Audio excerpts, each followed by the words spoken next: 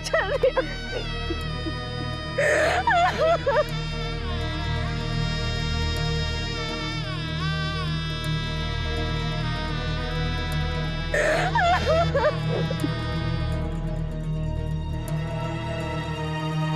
हम सभी ने मिलकर मारा है पंडित रामकृष्ण को। हम सभी से एक बात कहने के लिए व्याकुल थे और ये बात हम सभी के हित में थी, परंतु किसी ने उनकी बात नहीं सुनी और ना ही उन्हें समझा, परंतु हाँ, सभी ने उनका अपमान किया। आपने पंडित रामकृष्ण को मारा है महाराज। महारानियों ने मारा है, कोतवाल आपने, यहाँ तक कि हमने भी मारा है पंडित रामकृष्ण को। गुरुवर ने भी मारा है।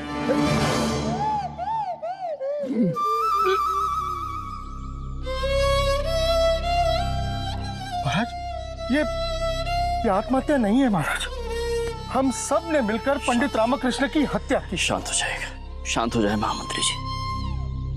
हम भी यही पूछना चाह रहे थे पंडित रामकृष्ण से कि ऐसी कैसी मित्रता हमारी, अनेक सी बात को लेकर हमसे रूठ गए। हमने पहले भी तो इन्हें डांटा है, परंतु हम इन्हें हर बार मनाया भी है ना उन्हें, और हम उनका अपमान करना नहीं चाहते थे। हम तो ज्ञात नहीं क्या हो गया, गुरुवर से विवाद हो गया और हम आवेश में आ गए। हम कह रहे त्रुटि हमारी है। लिख लो यहां से।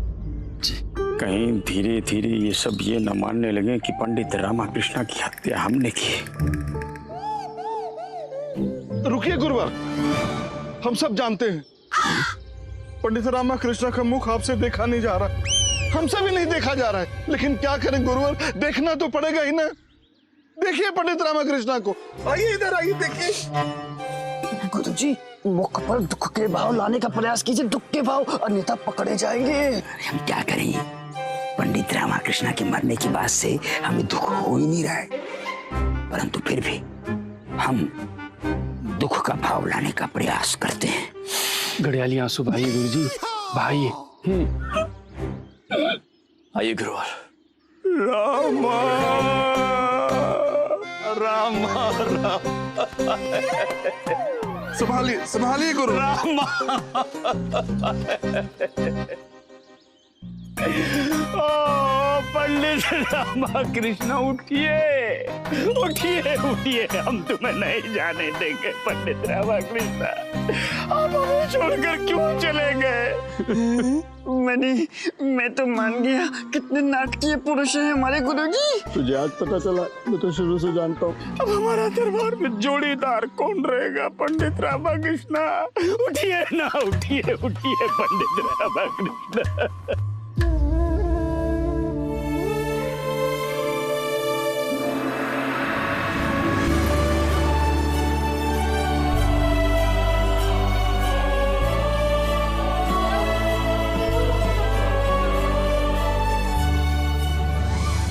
ये सब करने की क्या आवश्यकता थी रामा? क्या तुम्हें ज्ञात नहीं कि आत्महत्या करना पाप होता है? अब देखो तुम्हारे परिवार को, महाराज को, बाकी सबको, कितने दुखी हैं सब। हाँ माँ, वो कुछ दिनों तक दुखी रहेंगे, मुझे स्मरण करके रोएंगे भी, किंतु कुछ समय के पश्चात सामान्य जीवनचर्या जीने लगेंगे माँ, क्योंकि किसी के भी बिना जीवन नहीं रुकता। हाँ, मेरा परिवार मेरी कमी कभी नहीं भूल पाएगा। मैं ये भी जानता हूँ कि आत्महत्या करना पाप है, ऐसा करने वाले को नरक की प्राप्ति होती है, किंतु विजयनगर को स्वर्ग बनाने के लिए मुझे नरक भी स्वीकार है माँ। तुम ही बताओ, तुम्हें रोकने के लिए और मैं क्या करता? और यदि तुम चली जाती तो संपूर्ण विजयनगर नरक समान हो जाता माँ। इसलिए मैंने अपने प्राण देने का निर्णय लिया, क्योंकि एक व्यक्ति या परिवार के दुख से अधिक महत्वपूर्ण समाज और राज्य का सुख होता है माँ। और स्मरण करो, तुमने भी तो दक्ष और उसके सहयोगियों का अहंकार मिटाने के लिए सती के रूप में योगाग्नि में कूदकर आत्मदाह कर लिया था। तो मेरे पास भी विजयनगर की रक्षा के लिए और कोई मार्ग शेष नहीं बचा था माँ। उचित। तुम्हें जो करना था वो तुम कर चुके। मुझे जाने से रोक लिया, पर क्या तुम्हें ज्ञात है कि अब तुम्हारी आत्मा का क्या होगा? स्वर्ग जाने का मार्ग तो तुमने स्वयं आत्महत्या करके ही बंद कर दिया। कोई बात नहीं माँ। नर्क में भी तुम्हें स्थान नहीं मिलने वाला। यमराज भी तुम्हें वहां लेने के लिए तैयार नहीं है। परंतु क्यों? उन्हें लगता है कि तुम नर्क में भी उनके लिए समस्या उत्पन्न कर दोगे। तुमने इतने प्रपंच किए हैं रामा कि तुम्हें नर्क में भी कोई आने नहीं देना चाहता, और तुमने तो मुझे भी छला है। इसलिए यमराज तुम्हें ले जाना नहीं चाहता। तो माँ अब मेरा क्या होगा? तुम्हें इसी प्रकार विजयनगर में आत्मा बन के भटकना पड़ेगा। अरे नहीं माँ, ऐसा मत कहो। भूत बनकर भटकता रहूंगा, ये कैसा भविष्य? यही तुम्हारा दंड है रामा। उठ जाओ हमारे मित्र। नहीं, हम तुम्हें नहीं जाने देंगे। नहीं जा सकते पंडित रामकृष्ण, आप नहीं जा सकते। माँ आप हमारे प्राण ले लीजिए। पंडित रामकृष्ण के प्राण लौटा दीजिए माँ, लौटा दीजिए माँ। उठिए पंडित रामकृष्ण, इस चिरनिंद्रा से उठ जाओ। नहीं माँ, ऐसा मत करो, थोड़ी तो कृपा करो। तुमने भी तो सती के रूप में देह त्याग करने के पश्चात पार्वती के रूप में दूसरा जन्म लिया था। मुझे कोई दूसरा जन्म नहीं मिल सकता क्या? कुछ भी बना दो, बिल्ली, गाय, श्वान, कुछ भी चलेगा, किंतु भूत बनकर भटकने से बचा लो माँ, कृपा करो। दंड तो तुम्हें मिलेगा राम, और तुम्हारा दंड ये है कि तुम पंडित रामकृष्ण बन के ही वापस जाओ, तथाचार्य से झगड़ते रहो, अपने परिवार के व्यंग बाण सहते रहो। तुमने मुझे विजयनगर से मुक्ति नहीं दी, मैं तुम्हें पंडित रामकृष्ण से मुक्ति नहीं दूंगी। किंतु मेरे जीवित होने के पश्चात तुम चली गई तो? अगले 40 वर्ष तक कृष्णदेव राय और विजयनगर पर मेरी कृपा बनी रहेगी राम।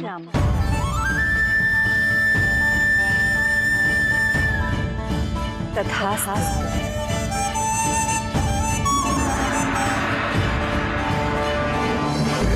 उठिए उठिए उठिए उठिए उठिए पंडित रामकृष्ण, हम आपके आगे हाथ जोड़ते हैं। उठिए, हम आपके पैर पड़ते हैं। उठिए उठिए उठिए पंडित रामकृष्ण, उठिए उठिए उठिए पंडित रामकृष्ण, उठिए। उठ जाइए पंडित रामकृष्ण, उठ जाइए। श्यामा,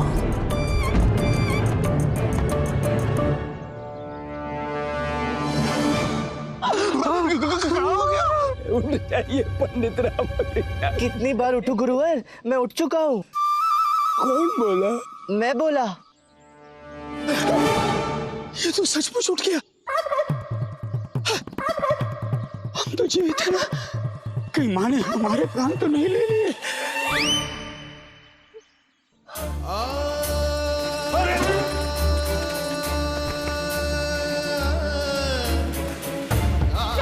रामा तो जीवित है, मेरा रामा जीवित है। माँ का लाख लाख आशीर्वाद। हमें पूर्व से ही संदेह हो रहा था, ये मरा नहीं था, मरने का ढोंग कर रहा था। कोई नया प्रपंच है ये। पंडित रामकृष्ण, आप जीवित हैं। आपको ज्ञात नहीं है हम पर, समस्त विजयनगर पर कितना बड़ा उपकार किया आपने कि आप जीवित हैं पंडित। इस सम्मान के लिए धन्यवाद महाराज। इसीलिए ढोंग कर रहे थे पंडित रामकृष्ण।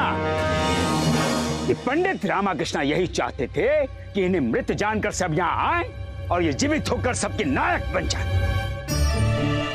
आप सबको स्मरण है, कुछ दिनों पूर्व ही श्वास रोककर पंडित रामकृष्ण ने मरने का अभिनय किया था। पंडित रामकृष्ण, ये सब क्यों करते हैं आप? गुरुवर, हम आपको आश्वासन देते हैं कि पंडित रामकृष्ण ने कोई अभिनय नहीं किया है। वो मृत थे और जीवित हुए, क्योंकि कोई भी व्यक्ति इतने घंटों तक अपने श्वास को रोक कर नहीं रख सकता है। और पंडित रामकृष्ण का शव सभी ने कुएं में तैरते हुए देखा था। पंडित रामकृष्ण अमृत थे, परंतु अब जीवित हैं और हम प्रसन्न हैं। मानते हैं महाराज, परंतु मरने के पश्चात भी कोई जीवित नहीं हो सकता है, तो ये जीवित कैसे हो गए?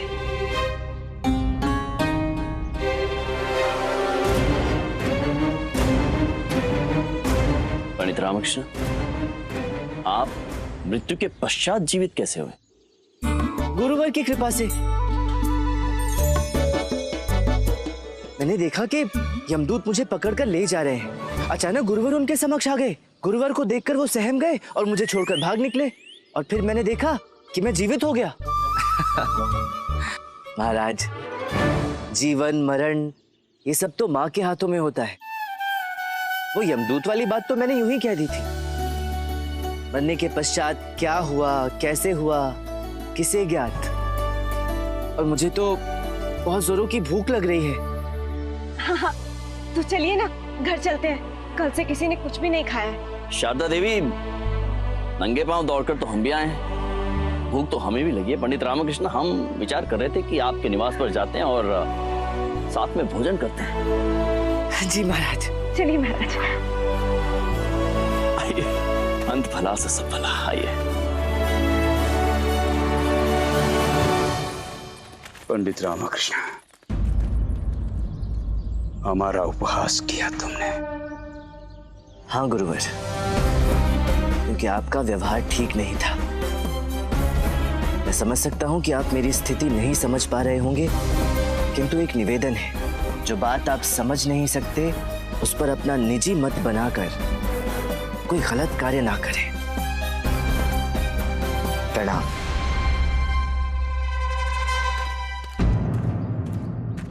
पंडित रामकृष्ण, हमारा उपहास करते हो।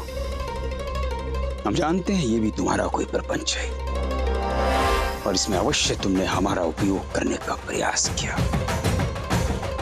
और हम इसे कदापि नहीं भूलेंगे।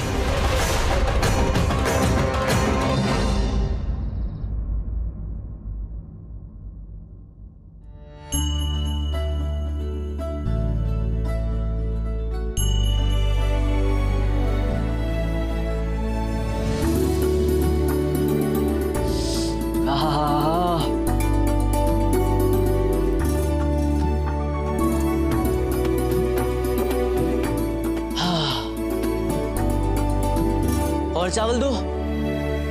नहीं मिलेगा, नहीं मिलेगा। और लोगों को भी भोजन करना है ना। अरे किंतु मैं तो मृत होकर पुनः जीवित होकर आया हूँ ना। तू तो मरकर शांति से सो रहा था, पर हम तो जीवित थे ना। तेरे मरने की खबर सुनकर हमारी दशा तुझसे अधिक खराब हो गई थी। हाँ, उठता है या चलाऊं डंडा? शारदा देवी। महाराज, शब्द हमारे हैं, परंतु विचार अम्मा के हैं। उचित है। हे माँ, यही सब देखने के लिए मुझे पुनः भेजा था।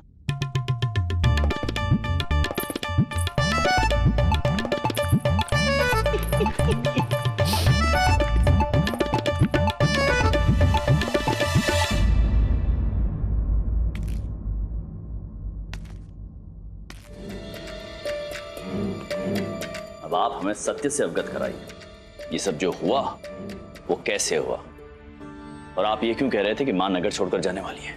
महाराज, अब जाने दीजिए इन बातों को। बस इतना समझ लीजिए कि अगले 40 वर्षों तक मां की कृपा यथावत आप पर और पूरे विजयनगर पर बनी रहेगी, और हमारा विजयनगर समृद्धि और धन धान्य से सदैव भरा पूरा रहेगा। उचित है पंडित रामकृष्ण।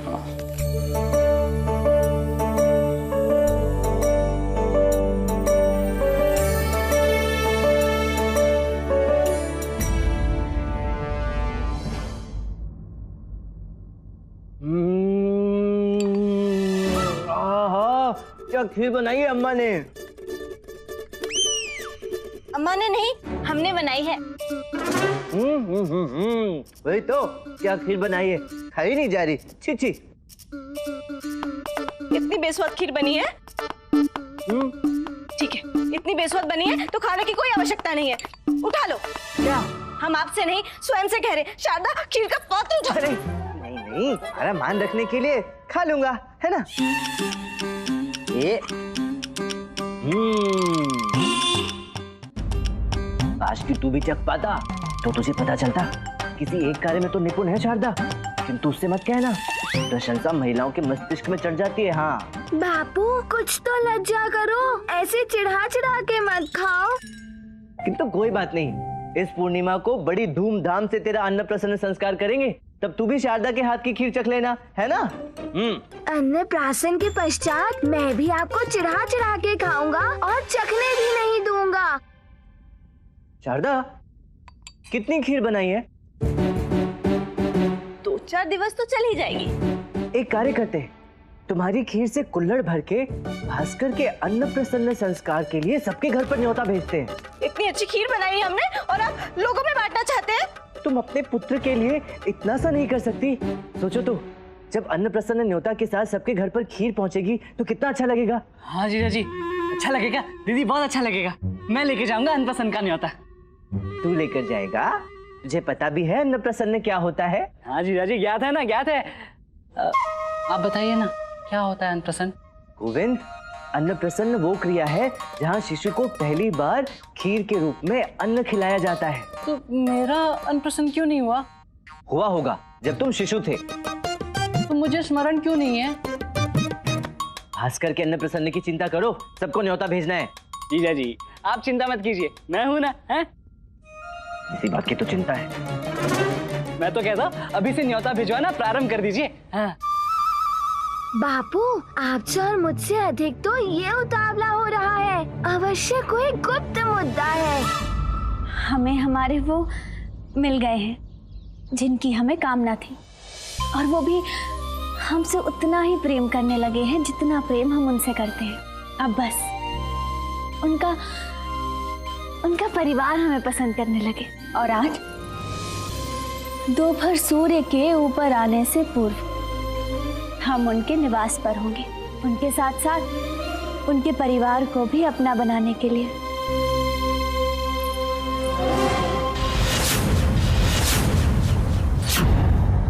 भ्राताश्री आप? आज हमें हमारे वो मिल गए जिनकी हमें कामना थी। वो भी हमें उतना ही प्रेम करने लगे हैं जितना हम उन्हें करते हैं। आज दोपहर सूर्य के ऊपर जाने से पूर्व ही ये हम क्या सुन रहे हैं? दीदी आप शीघ्र खीर दे दीजिए, मैं सबसे पूर्व गुरुवर तथाचार्य जी के घर जाता हूँ। गुरुवर के यहाँ जाने की बड़ी शीघ्रता है। हाँ जीजा जी, आजकल मन बड़ा प्रसन्न हो जाता है वहां जाके। सुन रहे हो ना बापू, दाल में कुछ काला है, खीर में कुछ उद्देश्य है। दीदी 2 कुल्हड़ में खीर दे देना। हाँ 2 क्यों? एक गुरुवर के परिवार के लिए और एक विशेष अनंता जी के लिए। पता था ये अनंता ही गड़बड़ है। हाँ नहीं जीजा जी, अनंता गड़बड़ नहीं है, वो तो बहुत ही भली है, सुंदर है, सुशील है, संस्कारी है, अन्नपूर्णा है, अनुराधा है, राधा है, और तू उसका गोविंद है। ऐसा वो कहती है। तब तो तू बिल्कुल वहां नहीं जाएगा, कदापि नहीं जाएगा। क्यों नहीं जाएगा? बिल्कुल जाएगा। एक तो हमारा भाई गुरुवर के घर जाके आपका कार्य कम करा और आपने की। राधा तुम समझ नहीं रही हो, ये मात्र खीर और न्योता लेकर नहीं जा रहा, ये अपना हृदय भी साथ में लेकर जा रहा है। कार्य कम नहीं कर रहा, हमारी समस्या और बढ़ा रहा है, बता रहा हूँ। स्मरण रहे, हमारे भाई के बारे में कुछ कहा तो। अरे और जो तुम्हारे भाई ने कुछ अनुचित किया ना, तो स्मरण रखना कि मैं क्या करूंगा। हमारा भाई जाएगा गुरुवर के घर, न्योता लेकर वही जाएगा। शारदा बात को समझो, अग्नि की ओर मत भेजो इसे। आपको हमारे भाई के बारे में चिंता नहीं, भास्कर के अन्नप्राशन के बारे में चिंता करनी चाहिए। हाँ चल गोविंद। मैं तुम्हारे भाई की नहीं, गुरुवर की चिंता कर रहा हूँ। पता नहीं क्या होगा जब उन्हें ज्ञात होगा कि उनके घर की कन्या और हमारे घर का बालक। भूचाल आ जाएगा बापू, गुरुवर के पैरों के नीचे से धरती खिसक जाएगी और सर के ऊपर से आकाश लुप्त हो जाएगा।